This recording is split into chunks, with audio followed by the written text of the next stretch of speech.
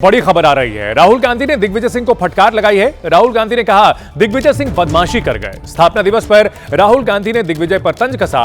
कांग्रेस नेताओं के सामने राहुल ने दिग्विजय पर तंज कसा है। दरअसल दिग्विजय सिंह ने सीडब्ल्यूसी की बैठक से पहले कांग्रेस के बजाय बीजेपी और आरएसएस की जो तारीफ की थी, संगठन की तारीफ की थी, इसको लेकर के राहुल गांधी ने तंज कसा है और कहीं ना कहीं फटकार भी लगाई है। इस बड़ी खबर पर हमारे सहयोगी मोहित हमारे साथ जुड़ गए हैं। मोहित, राहुल गांधी ने दिग्विजय सिंह को फटकार लगाई है, ऐसी खबर आ रही है। दिग्विजय सिंह कभी उनके वैचारिक गुरु माने जाते थे। बिल्कुल बिल्कुल, आपने सही कहा है। लेकिन जिस तरीके से कांग्रेस वर्किंग कमेटी की बैठक में संगठन पे सवाल दिग्विजय सिंह ने उठाया था और ट्वीट के माध्यम से उन्होंने आरएसएस और बीजेपी की तारीफ की थी, संगठन शक्ति की तारीफ की थी, लेकिन उसके बाद आज पार्टी का स्थापना दिवस 140 साल कांग्रेस अपना मना रही थी और इस स्थापना दिवस के कार्यक्रम के बाद जलपान करने के लिए कैंटीन में कांग्रेस के सारे दिग्गज नेता एकत्रित हुए थे। उसी दौरान राहुल गांधी और दिग्विजय सिंह की मुलाकात हो जाती है और राहुल गांधी उनको देखते हुए मुस्कुराते हुए पूछते हैं, दिग्विजय जी आप कैसे हैं? तो और फिर वो कहते हैं कि दिग्विजय जी आपने अपना काम कर दिया। तो पीछे से एक सांसद की आवाज आती है कि नहीं राहुल जी, दिग्विजय जी बदमाशी कर गए। फिर राहुल गांधी जी हंसते हुए कहते हैं कि हाँ दिग्विजय जी आप तो बदमाशी कर गए। तो कहीं ना कहीं तंज के साथ राहुल गांधी ने उनको एक नसीहत दी है कि जो भी आपको मुद्दे उठाने हैं पार्टी फोरम पे उठाइए, पार्टी फोरम के बाहर जाएंगे तो वो ठीक नहीं है। लेकिन हाँ, हंसी जो है ठिठोली में ये बात जो है रह गई। लेकिन राहुल गांधी ने एक बड़ा मैसेज, पहली बार हम ये कह सकते हैं कि दिग्विजय सिंह को राहुल गांधी ने हंसते हुए कह दिया कि जो भी आपको कुछ करना है पार्टी फोरम के भीतर रह के कीजिए, बाहर करेंगे तो वो ठीक नहीं है। तो हम ये कह सकते हैं कि राहुल गांधी ने एक फटकार के तौर पर तंज कसते हुए दिग्विजय सिंह को नसीहत दी है। ठीक है, बहुत शुक्रिया मोहित इस पूरी जानकारी के लिए। हैदराबाद के एक शादी समारोह में कुछ बुर्का नशी महिलाओं ने एक के बाद एक चोरी की कई घटनाओं को अंजाम दिया। हालांकि उनकी करतूत सीसीटीवी कैमरे में कैद हो गई। बुर्का पहनी इन दोनों महिलाओं ने इतने शातिराना ढंग से चोरी की वारदात को अंजाम दिया कि कोई कुछ समझ ही नहीं पाया। सीसीटीवी फुटेज एक मुस्लिम शादी समारोह की है। देखिए कितनी चालाकी से इन दोनों ने महिला के पर्स को चुरा लिया। ऐसा इन्होंने एक बार नहीं बल्कि कई बार किया, लेकिन इनकी करतूत मैरिज हॉल में लगी सीसीटीवी में कैद हो गई। दोनों महिलाएं अपने साथ एक बैग भी लाई थी जिसमें ज्यादातर सामान चोरी का ही था। जब बाद में शादी में आए मेहमानों ने अपने पर्स चेक किए तो चोरी का पता लगा। फिलहाल पुलिस ने सीसीटीवी फुटेज के आधार पर मामला दर्ज कर लिया है।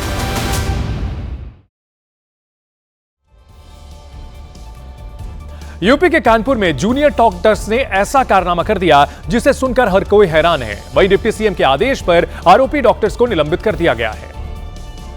दरअसल हैलेट अस्पताल के डॉक्टर्स ने अस्पताल में इलाज कराने आए एक बीमार को मृत घोषित कर दिया। हद तब हो गई जब जूनियर डॉक्टरों ने उसकी रिपोर्ट पोस्टमार्टम करने के लिए थाने भेज दिया। बाद में जब पुलिस ने परिवार वालों को सूचना दी तो परिजन दौड़े दौड़े अस्पताल पहुंचे तो देखा कि उनका मरीज तो जिंदा था। परिवार वालों ने डॉक्टर को बताया, तब जाकर अस्पताल प्रशासन को अपनी गलती का एहसास हुआ। पूरे मामले की जांच हो रही है कि आखिर गलत रिपोर्ट क्यों बनी। वहीं डिप्टी सीएम ब्रजेश पाठक के निर्देश पर जूनियर रेजिडेंट, स्टाफ नर्स और वार्ड को तुरंत सस्पेंड कर दिया गया है। जांच के लिए 3 लोगों की कमेटी गठित की गई है जिसे अगले 3 दिन में रिपोर्ट देनी है। उत्तराखंड के रानीखेत में 2 पत्नियों के प्यार के बीच फंसे एक युवक ने खुद को मृत दिखाने की साजिश रच डाली। हालांकि 19 दिन की तलाश के बाद पुलिस ने उसे दिल्ली के एक कमरे से ढूंढ निकाला। पुलिस ने मनोज की दिन रात छानबीन की, रानीखेत के जंगलों का कोना कोना छान मारा, लेकिन वो कहीं नहीं मिला। अलबत्ता पुलिस को एक स्कूटी जरूर बरामद हुई जो खाई में गिरी हुई थी। देखकर ऐसा लगा कि शायद मनोज किसी हादसे का शिकार हो गया, लेकिन उसकी डेड बॉडी बरामद नहीं हो पाई। मनोज ये कहकर घर से निकला था कि वो नैनीताल में किसी बैंक का इंटरव्यू देने जा रहा है, लेकिन जब पुलिस ने सीसीटीवी खंगाले तो कुछ नहीं मिला। परिजनों के दबाव में पुलिस ने भी अपहरण का मुकदमा दर्ज कर लिया, लेकिन ठीक 19 दिन बाद पुलिस को मनोज की लोकेशन दिल्ली में मिली। दिल्ली पहुंचने के बाद मनोज बार बार कमरे बदल रहा था ताकि पुलिस और परिजनों से बचा रह सके, लेकिन पुलिस ने उसे खोज निकाला। बाद में पुलिस को पता चला कि मनोज नाम का यह शख्स दोहरी जिंदगी जी रहा था। साल 2019 में उसने परिजनों को बिना बताए शादी कर ली थी। इसके बाद पिता के दबाव में उसने एक बार फिर दूसरी शादी कर ली। दोनों शादियों से मनोज के एक बच्चे भी हैं। दोहरी पारिवारिक जिम्मेदारी और छिपे सच की वजह से मनोज लगातार मानसिक तनाव में रहने लगा था और यही वजह थी कि उसने अपनी मौत की झूठी कहानी रची। वाराणसी के गंगा घाट का एक वीडियो सोशल मीडिया पर वायरल हो रहा है। इस वीडियो में विदेशी पर्यटकों के साथ कुछ लोग बहस कर रहे हैं और उन्हें भगाते हुए दिखाई दे रहे हैं। वीडियो 25 दिसंबर का है। विदेशी पर्यटक सेंटा क्लॉज के कपड़े पहनकर गंगा घाट पहुंचे थे, लेकिन तभी हंगामा शुरू हो गया। इन विदेशी पर्यटकों ने नहाने के लिए कपड़े उतारे थे, लेकिन हंगामा बढ़ा तो फौरन कपड़े पहनने शुरू किए और वहां से जाने की तैयारी करने लगे। लेकिन तभी भीड़ ने इनमें से एक लड़के को रोक लिया। वो ग्रीन वाले। इसके बाद लोगों ने इस विदेशी लड़के को घाट पर ही बैठाया और सनातन का ज्ञान देने लगे।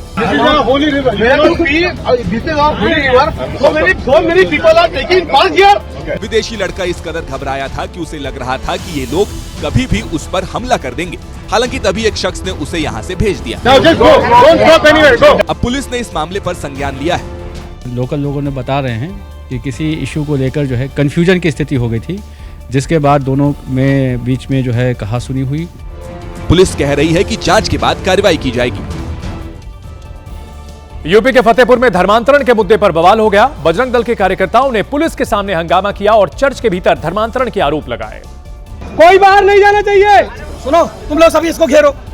मौके पर पुलिस के अधिकारी खड़े थे और बजरंग दल के कार्यकर्ता अपना कानून चला रहे थे। चारों तरफ से तू घेरो इसको। बजरंग दल के कार्यकर्ता पुलिस के सामने ही पुलिस के खिलाफ नारेबाजी कर रहे थे। धर्म परिवर्तन बंद करो। फतेहपुर अस्ती हाय हाय। धर्म परिवर्तन बंद करो। कुछ नहीं। जांच करने के लिए पुलिस तो पहुंची थी, लेकिन नियम और तरीके बजरंग दल के कार्यकर्ता बता रहे थे। जब तक जांच नहीं होगी बजरंग कोई बाहर नहीं जाए। बजरंग दल के इन कार्यकर्ताओं के आगे पुलिस के अधिकारी भी बेबस नजर आए। यूपी की राजधानी लखनऊ में एक मुस्लिम महिला को बीच सड़क पर कुछ लड़कों ने रोककर गाली दी, साथ ही उसे पाकिस्तानी भी कहा। यह वीडियो सोशल मीडिया पर वायरल हो रहा है। मुस्लिम महिला अपने पति के साथ स्कूटी पर जा रही थी, तभी बाइक सवार लड़कों ने उसे रोक लिया। जारी रखो तुम। इसके बाद सड़क पर कहासुनी हो गई और युवक ने महिला को पाकिस्तानी बताते हुए गाली दे दी। अभी औकात नहीं ना समझी। तुम भी अपनी औकात में। हमारी औकात कैसे हमने गाली सब पहले आतंकवादी। हम आतंकवादी। और क्या? इन लड़कों का आरोप था कि महिला ने पीएम मोदी को गाली दी, जिसके चलते सड़क पर ये हंगामा हुआ। झूठ न बोल। हमने ये मजाक करने को मोदी सबको गर्लफ्रेंड दिला, हमने ये बोला इनको गाली लग गई। मजाक मत करना। बाइक पर 3 लड़के थे, जिनके नाम दीपक, आकाश और प्रियांशु बताए जा रहे हैं। इन्हीं लोगों ने ये वीडियो सोशल मीडिया पर अपलोड किया है। तो बताइए हम लोगों को क्या करना चाहिए? ये वीडियो ज्यादा से ज्यादा शेयर होनी चाहिए और कमेंट में जय श्री राम का नारा लगना चाहिए। यूपी के महोबा में एक हैरान करने वाला मामला सामने आया। यहां कुछ ग्रामीण एक मरे हुए नाग नागिन को अस्पताल लेकर आए, जिसे देखकर लोग दहशत में आ गए। दरअसल एक किसान को नाग नागिन के जोड़े ने डस लिया था। खेत की सिंचाई के दौरान इस घटना के बाद ग्रामीणों ने नाग नागिन को मार डाला। इसके बाद परिजन किसान के साथ मरे हुए सांपों के जोड़े को लेकर जिला अस्पताल पहुंच गए। अस्पताल परिसर में मरे हुए सांपों को देखकर मौजूद लोग भी हैरत में पड़ गए। हालांकि ग्रामीणों का कहना था कि ऐसा उन्होंने अंधविश्वास की वजह से नहीं, बल्कि किसान का सही इलाज हो पाए इसलिए किया, क्योंकि सांपों को देखकर ही समय से एंटीवेनम दिया जा सकेगा ताकि इलाज में आसानी हो सके। फिलहाल किसान की हालत नाजुक बताई जा रही है।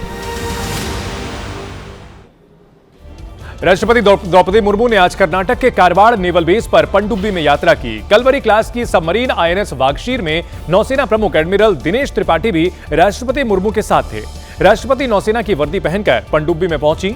आपको बता दें कि P-75 स्कॉर्पियन प्रोजेक्ट की छठी और अंतिम पनडुब्बी INS वागशीर को जनवरी में नौसेना में शामिल किया गया था। राष्ट्रपति मुर्मू की कलवरी क्लास सबमरीन में यह पहली और किसी भारतीय राष्ट्रपति की दूसरी यात्रा है।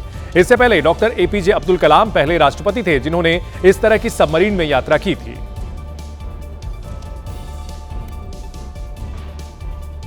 इससे पहले राष्ट्रपति द्रौपदी मुर्मू उड़ान भर चुकी हैं, लड़ाकू विमानों में उड़ान भर चुकी हैं और अब उन्होंने पनडुब्बी की भी यात्रा की है।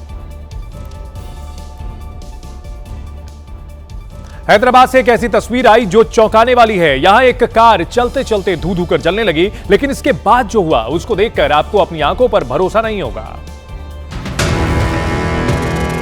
आग का गोला बनी कार सीधे पेट्रोल पंप में जा घुसी। पहली नजर में आप सोच रहे होंगे कि आखिर कोई चलती कार कैसे चला सकता है, तो ये आपकी आंखों का धोखा है। जैसे ही कार में आग लगी, कार में मौजूद लोग तो कार से नीचे उतर आए, लेकिन कार नहीं रुकी। उसने अपना रास्ता खुद बनाया और पेट्रोल पंप के अंदर घुसकर ही पार्क हुई। बर्निंग कार को देख पेट्रोल पंप में भागम भाग मच गई। लेकिन पेट्रोल पंप कर्मियों ने अचानक आई इस मुसीबत का सामना डटकर किया और आग पर काबू पाने की कोशिशों में जुट गए। पेट्रोल पंप कर्मियों की सतर्कता से बड़ा हादसा टल गया। सोचिए अगर पेट्रोल पंप में आग फैल जाती तो क्या होता। बताया जा रहा है कि कार में आग गैस सिलेंडर फटने से लगी। राजस्थान के कोटा में फैक्ट्री वालों की लापरवाही की वजह से 3 मासूमों की जिंदगी दलदल में फंस गई। खेलते वक्त तीनों अमरपुरा इंडस्ट्री से निकले स्लरी के दलदल में पहुंच गए थे और तीनों कीचड़ में धंसने लगे। पल भर में ही शरीर का आधा हिस्सा स्लरी के अंदर चला गया। बच्चों की चीख सुनकर स्थानीय लोग मौके पर पहुंचे, लेकिन दलदल ज्यादा होने की वजह से बच्चों तक पहुंचना आसान नहीं था। फिर लोगों ने स्लरी के ऊपर सीमेंट के चौड़े चौड़े ब्लॉक्स रखे और उसके बाद बच्चों को निकालने का काम शुरू किया। स्लरी में बच्चे बुरी तरह से फंसे हुए थे, लेकिन उन्हें निकालना एक व्यक्ति की बात नहीं थी। तीसरा बच्चा काफी दूर था। उसे निकालने के लिए कपड़े की मदद ली गई। बच्चों ने अपनी कमर में कपड़े को बांध लिया, जिसके बाद किनारे खड़े लोग धीरे धीरे खींचते हुए उसे बाहर निकालने की कोशिश करने लगे, लेकिन ऐसा करना आसान नहीं था। काफी मशक्कत के बाद लोगों ने मासूम बच्चों को बाहर निकाला और इस तरह से तीनों की जान बच गई, वरना बड़ा हादसा हो सकता था।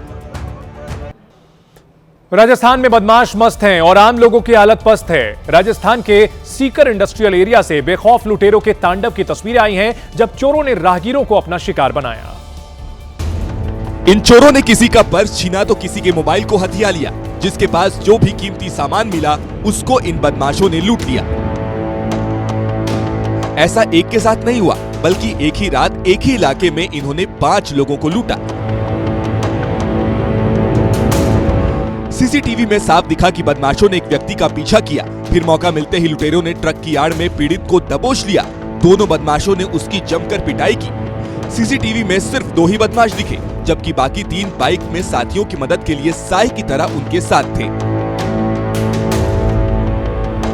घटना के बाद पुलिस का एक्शन भी शुरू हुआ। पुलिस ने 2 आरोपियों को गिरफ्तार कर लिया, लेकिन 3 अभी भी पुलिस की पहुंच से दूर हैं। प्रयागराज में 3 जनवरी से शुरू होने वाले माघ मेले से पहले साधु संत और प्रशासन आमने सामने आ गए हैं। मेले में पर्याप्त जमीन देने की मांग लेकर कुछ साधु संत मेला प्राधिकरण के दफ्तर के बाहर धरना देने पहुंच गए। धरने के दौरान एसडीएम से बहस हो ही रही थी कि तभी एक साधु एसडीएम के पैरों पर गिर गए। आप अभी बंद कर दिए तो ऐसा बोले चलिए आप।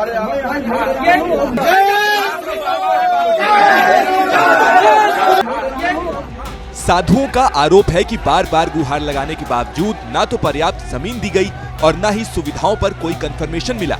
इसी के विरोध में वो मेला प्राधिकरण के ऑफिस के बाहर बैठ गए। मेले में भ्रष्टाचार के आरोपों के बीच विपक्ष के नेता अखिलेश यादव ने कहा, किसी एक की सत्ता का अहंकार, अभिमान सच्चे साधु संतों के मान सम्मान से बड़ा नहीं हो सकता है। मेले में जमीन के टुकड़े के लिए गिड़गिड़ा रहे साधु का वीडियो अब प्रशासन पर सवाल खड़े कर रहा है।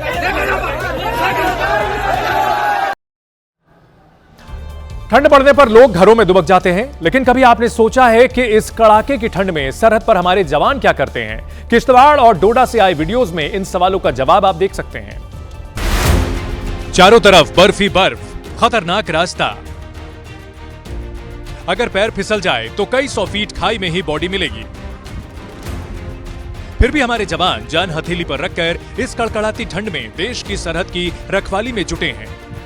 कश्मीर में 40 दिन की चिल्लई कला जारी है, यहां का पानी भी जम गया है। फिर भी भारतीय सेना ने किश्तवाड़ और डोडा में आतंकवाद विरोधी अभियानों को तेज कर दिया है। दुर्गम इलाके और भारी बर्फबारी से बेपरवाह सेना की टुकड़ियों ने इसलिए ये ऑपरेशन शुरू किया ताकि पाकिस्तानी आतंकवादी मौसम का फायदा न उठा पाए और समय रहते उनके नापाक मंसूबों को नाकाम किया जा सके। यूपी की राजधानी लखनऊ में पुलिस मंथन कार्यक्रम के दौरान मुख्यमंत्री योगी आदित्यनाथ ने उत्तर प्रदेश में कानून व्यवस्था पर बोलते हुए बड़ा बयान दिया। उन्होंने कहा कि आउट ऑफ बॉक्स आइडियाज की वजह से यूपी मॉडल को दूसरे राज्य भी अपना रहे हैं। यूपी के बड़े पुलिस अधिकारियों की मौजूदगी में योगी आदित्यनाथ ने कहा कि राज्य की कानून व्यवस्था से खिलवाड़ का हक किसी को नहीं है। किसी ने कानून को ठेंगा दिखाने का प्रयास किया तो कानून ने उसको उसी प्रकार से उसकी गिरेबान को पकड़ने का काम भी किया है और यह उत्तर प्रदेश ने करके दिखाया है। योगी ने बुलडोजर एक्शन और हाफ एनकाउंटर का नाम तो नहीं लिया, लेकिन ये जरूर कहा कि आज देश में जहां भी ऐसी कार्रवाई होती है तो जनता यूपी मॉडल को याद करती है। आज जिसका उदाहरण देश के अंदर अलग अलग राज्यों में भी लोग उदाहरण के रूप में प्रस्तुत करने का प्रयास कर रहे हैं। योगी आदित्यनाथ ने यूपी मॉडल को आउट ऑफ बॉक्स सोच का नतीजा बताया और कहा कि ऐसा करने से ही राज्य की पुलिस अपराधियों से एक कदम आगे रहती है। हम नहीं बोल रहे, लेकिन मीडिया उसको बोलते हैं यूपी मॉडल आगे। ये प्रयास करने से होता है, आउट ऑफ बॉक्स जब हम कार्य करने का प्रयास करते हैं तब इस प्रकार की चीजें सामने आती हैं। हरियाणा के कैथल और हिमाचल प्रदेश के कांगड़ा में कश्मीरी कारोबारियों से मारपीट किए जाने पर बवाल मच गया। यहां शॉल बेचने आए कश्मीरियों से मारपीट की गई थी। हरियाणा के कैथल में शॉल बेच रहे एक कश्मीरी युवक से वंदे मातरम बोलने को कहा गया। बोलिए वंदे मातरम, भारत देश में रहने लग रहे हैं। इस्लाम की दुहाई देकर कश्मीरी कारोबारी ने वंदे मातरम बोलने से इनकार किया तो उसे जिंदा जलाने की धमकी दी गई। जितने तेरे साक्षी नहीं, आग ला दूंगा मुसलमान नाम है। हिमाचल प्रदेश के कांगड़ा में तो शॉल बेच रहे कश्मीरी युवक जहांगीर अहमद को कुछ लोगों ने इतना पीटा कि उसके हाथ में फ्रैक्चर हो गया। वहीं कश्मीरी कारोबारी के साथ मारपीट की बढ़ती घटनाओं से जम्मू कश्मीर की पूर्व मुख्यमंत्री महबूबा मुफ्ती की बेटी इल्तिजा मुफ्ती भड़क गई। इल्तिजा ने कहा, आप कश्मीरियों से मारपीट करते हैं और आसानी से उन्हें राष्ट्र विरोधी बता देते हैं, क्या कश्मीरी इंसान नहीं है क्या? इल्तिजा मुफ्ती ने हरियाणा और हिमाचल सरकार से दोषियों के खिलाफ कार्रवाई की मांग की है। नए साल के जश्न से पहले ही राजधानी दिल्ली में हुड़दंगियों का आतंक देखने को मिला। आईटीओ से सराय काले खां जाने वाली रिंग रोड में कुछ युवकों ने जमकर उत्पात मचाया, जिसका वीडियो भी वायरल हो रहा है। इन हुड़दंगियों ने ना अपनी जान की परवाह की, ना दूसरों की। खुलेआम ट्रैफिक नियमों की धज्जियां उड़ाई वो अलग। तेज रफ्तार कारों के बीच एक दूसरे से आगे निकलने की होड़ लगी रही। कई बार तो इन लोगों ने इतने खतरनाक ओवरटेक किए कि लोगों की जान पर बना ली। ये हुड़दंगी कभी कार की सनरूफ पर स्टंट करते दिखे तो कभी विंडो पर। यह वीडियो 26 दिसंबर की रात का बताया जा रहा है, जो आईटीओ से नोएडा की ओर जाने वाले रास्ते का है। फिलहाल पुलिस ने आरोपियों पर एफआईआर दर्ज कर ली है। आरोपियों की तलाश के लिए सीसीटीवी खंगाले जा रहे हैं। हरियाणा के नूह में उस वक्त सनसनी फैल गई जब चोरों ने ज्वेलरी शॉप से करोड़ों का माल चुरा लिया। हथियारों के साथ आए इन चोरों की करतूत सीसीटीवी कैमरे में कैद हो गई। मुंह पर नकाब पहने चोर तबे पांव आए। रात के अंधेरे में 6 चोरों को देख कुत्तों को भी इनके मंसूबे का एहसास हो गया, लेकिन बदमाशों ने कुत्तों को डराकर शांत करा दिया और रात करीब 3 बजे दुकान का ताला तोड़ अंदर घुस गए। वहां से माल उठाया और बोरियों में भरकर उसे सिर पर रखकर रफू चक्कर हो गए। सुबह जब दुकान मालिक को घटना की जानकारी मिली तब उनके पैरों तले जमीन खिसक गई। सारा सामान बिखरा पड़ा था और सारे बॉक्स खाली। बताया जा रहा है कि चोरों ने दुकान में लगे सीसीटीवी पर ब्लैक स्प्रे मारकर दुकान में चोरी की। पुलिस डॉग स्क्वाड फिंगरप्रिंट और सीसीटीवी के आधार पर चोरों की तलाश में जुटी। कांग्रेस ने आज अपना 140वां स्थापना दिवस मनाया, लेकिन चर्चा का केंद्र दिग्विजय सिंह का वो सोशल मीडिया पोस्ट रहा जिसमें उन्होंने संघ की तारीफ की थी। ये बवाल दिग्विजय सिंह के इस सोशल मीडिया पोस्ट से खड़ा हुआ, जिसमें उन्होंने पीएम मोदी और लालकृष्ण आडवाणी की पुरानी तस्वीर साझा करते हुए आरएसएस की तारीफ की। दिग्विजय अपने बयान पर आज भी कायम रहे। इनकी संगठन क्षमता का मैं प्रशंसक हूँ। आज जब दिल्ली में पार्टी का स्थापना दिवस मना तो दिग्विजय सिंह भी शामिल हुए और उनके साथ शशि थरूर भी नजर आए, जिन्होंने दिग्विजय सिंह की बात का समर्थन किया। जी, मैं भी चाहता हूं कि हमारे संगठन जरा सा मजबूत हो और हमारे संगठन के अंदर तो डिसिप्लिन होना ही चाहिए। यानी थरूर भी बातों बातों में आरएसएस को मजबूत और अनुशासित संगठन बता रहे हैं। इस बीच कांग्रेस सांसद मणिकम टैगोर के बयान ने नया विवाद खड़ा कर दिया। ये आप अलकायदा के साथ कोई सीख सकते हैं क्या? वो संगठन अलकायदा एक नफरत का संगठन है। कांग्रेस के अंदर कुछ नेता दिग्विजय सिंह से सहमत हैं, तो कुछ कह रहे हैं कि आरएसएस सिर्फ नफरत ही सिखा सकता है। कांग्रेस के 140वें स्थापना दिवस पर दिल्ली में बड़ा कार्यक्रम आयोजित हुआ। पार्टी अध्यक्ष मल्लिकार्जुन खड़गे ने कांग्रेस का इतिहास याद दिलाया और आरएसएस पर हमला करते हुए संदेश दिया कि दिग्विजय सिंह की बातों से पार्टी कभी सहमत नहीं हो सकती। खड़गे ने इस बार भी आरएसएस को राष्ट्रभक्ति के मुद्दे पर घेरा। आरएसएस बीजेपी के नेताओं ने देश का संविधान, तिरंगा झंडा, अशोक चक्र और वंदे मातरम तक को नहीं स्वीकार किया। खड़गे ने इस मौके पर हिंदू मुस्लिम वाली राजनीति का भी मुद्दा उठाया। कांग्रेस ने कभी धर्म के नाम पर वोट नहीं मांगा। कांग्रेस ने कभी मंदिर मस्जिद के नफरत नहीं फैलाई। खड़गे ने कहा, जो आज इतिहास पर भाषण दे रहे हैं उनके पूर्वज इतिहास से भाग रहे थे। उन्नाव रेप कांड के आरोपी कुलदीप सेंगर की रिहाई के खिलाफ आज जंतर मंतर पर जमकर प्रदर्शन हुआ। पीड़िता ने ऐलान किया था कि वो तब तक धरना देंगी जब तक उन्हें न्याय नहीं मिल जाता। प्रदर्शनकारी हाथों में पोस्टर लिए हुए थे जिसमें सेंगर की गिरफ्तारी का विरोध किया जा रहा था। रेप पर राजनीति बंद करो, रेप पर राजनीति बंद करो। नारेबाजी कर रहे लोगों का कहना था कि कोर्ट को अपने फैसले पर विचार करना चाहिए, लेकिन इस दौरान जंतर मंतर पर कुछ सेंगर समर्थक आ पहुंचे जिससे हंगामा और बढ़ गया। रेप पर पॉलिटिसाइज मत करिए। पॉलिटिक्साइज आप कर रहे हैं। सेंगर समर्थकों का कहना था कि मामले का राजनीतिकरण किया जा रहा है जो ठीक नहीं है। इधर सेंगर की जमानत पर निलंबित करने को लेकर सीबीआई दिल्ली हाई कोर्ट के फैसले के खिलाफ सुप्रीम कोर्ट गई है, जिस पर कल सुनवाई होनी है।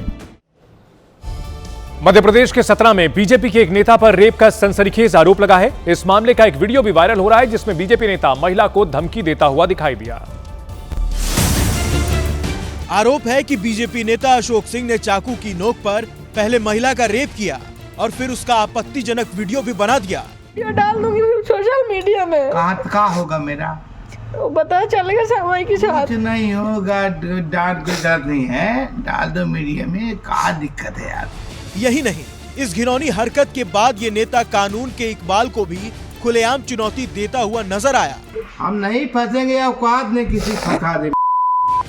इधर अब इस मामले पर सियासत गर्मा गई है। एमपी कांग्रेस अध्यक्ष जीतू पटवारी ने बीजेपी सरकार को घेरा है। सवाल इसलिए भी उठ रहे हैं कि पुलिस ने आरोपी नेता पर सिर्फ छेड़छाड़ जान से मारने की धमकी का मामला दर्ज किया है। फिलहाल मामले की गंभीरता को देखते हुए पूरी जांच का जिम्मा डीएसपी को सौंप दिया गया है। राजस्थान के जयपुर में एक युवक के पेट से 7 टूथब्रश और 2 लोहे के रिंच निकाले गए। भीलवाड़ा के रहने वाले एक युवक को पेट में दर्द हो रहा था। पेट दर्द की शिकायत पर परिजनों ने सोनोग्राफी टेस्ट कराया तो डॉक्टर भी हैरान रह गए, क्योंकि युवक के पेट से 7 टूथब्रश और 2 लोहे के रिंच मिले। डॉक्टरों ने 2 घंटे तक चले ऑपरेशन के बाद युवक के पेट से एक एक कर सभी चीजें बाहर निकाल ली।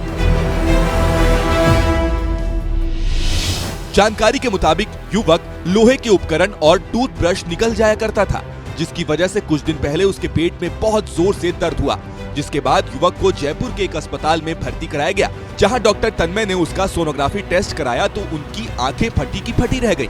हालांकि डॉक्टर तन्मय की टीम ने ऑपरेशन कर डस्टबिन बन चुके पेट से 7 टूथब्रश और लोहे के 2 रिंच बाहर निकाल लिए।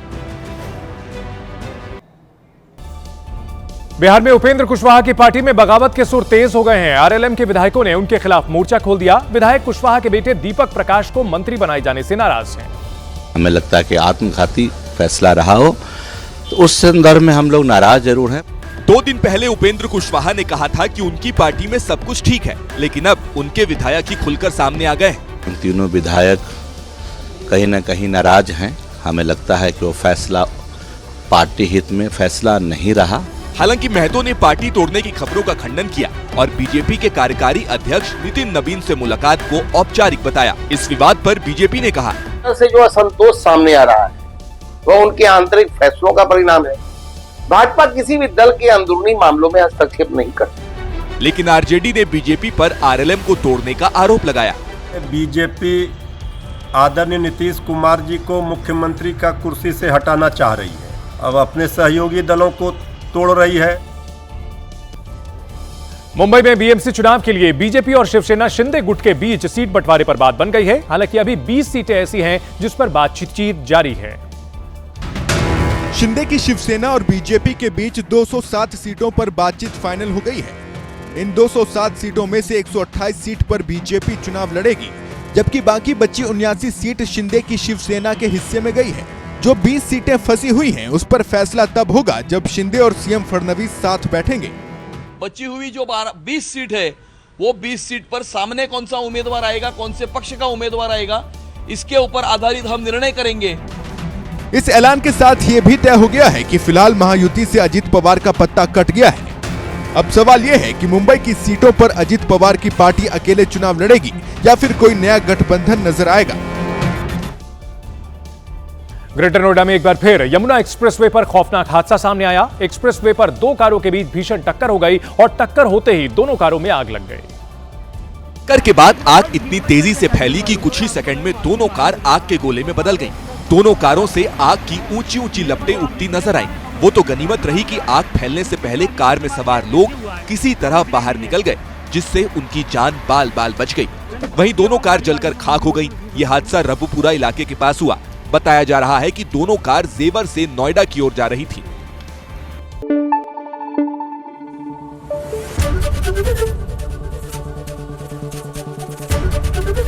एबीपी न्यूज आपको रखे आगे।